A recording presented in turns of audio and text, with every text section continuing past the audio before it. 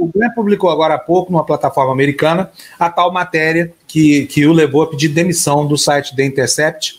E a Cíntia, não sei se conseguiu ler tudo, porque ela é enorme, mas diz para nós qual é a sua impressão, Cíntia, sobre o texto. A minha impressão foi a seguinte, né? Ele começa o texto explicando que havia e-mails do Hunter Biden, do filho do ex-vice-presidente, tentando induzir seu pai a, como vice-presidente, favorecer uma empresa que se chama Burisma, da Ucrânia, uma empresa do setor de energia.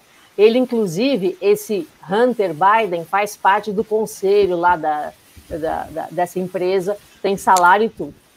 Ele também, nos e-mails, tenta, ou pede para o pai, intermediar negócios com a China, né? Pessoas com acesso aos e-mails confirmaram a existência desses e-mails e dizem que eles são verdadeiros, que o Hunter Biden realmente pediu para o pai ajudar aí, né, nessas negociações. A pessoa que é citada na matéria, Frank Luntz, é um republicano, a matéria também da Fox News, e esse Frank Luntz depois se recusou a responder mais perguntas sobre o assunto. Aí ele continua explicando que, por enquanto, não há prova de que o Biden tenha consumado sua participação em nenhum desses negócios que o filho estava querendo que ele ajudasse a concretizar, né? Tinha até a história que eu até falei lá no Despertador alguns dias atrás, que o Wall Street Journal tinha sido convidado para participar de uma reunião quando o New York Post, que é um jornal, foi o jornal aqui que começou a falar desses e-mails, o repórter do Wall Street Journal foi na reunião e foi embora. Ele falou assim, como não havia provas sobre esse assunto, ele achava que o Washington Post, não, o Wall Street Journal não deveria falar sobre o assunto.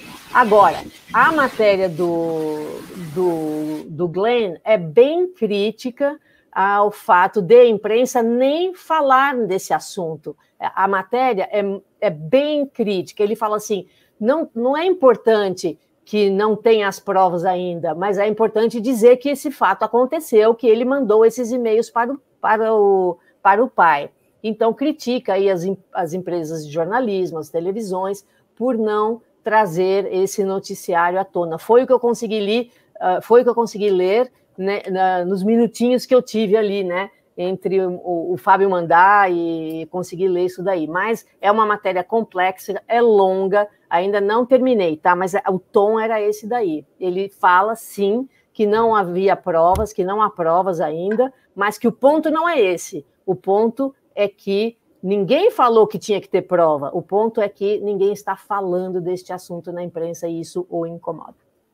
O que mais me espanta nessa história não o que mais me espanta é a censura para cima do Glenn. Isso, para mim, é muito ruim. Olha, Mali, eu vou até entrar porque eu vi a resposta do pessoal do The Intercept falando que o Glenn acha que todo mundo que discordar dele é golpista ou está comprado. Então, acho que isso daí ainda tem que ser bem discutido e que segunda-feira a gente vai ter um panorama, porque tem que ouvir os dois lados. Mas o quadro hoje é o seguinte, o Glenn pediu demissão porque o Intercept censurou uma matéria dele. E se ele fez isso, ele está corretíssimo. Eu concordo com a Mali. Eu concordo com a Mali. É o seguinte, vou dizer para vocês. Jornalista, não interessa se o cara é extrema-direita, extrema-esquerda, acabou, tem um fato. Aí que tá. Por isso que eu acho que vale a pena a gente conversar segunda, porque a resposta deles foi, ele só requentou a acusação antiga. Então, tem os dois lados antes de fazer isso.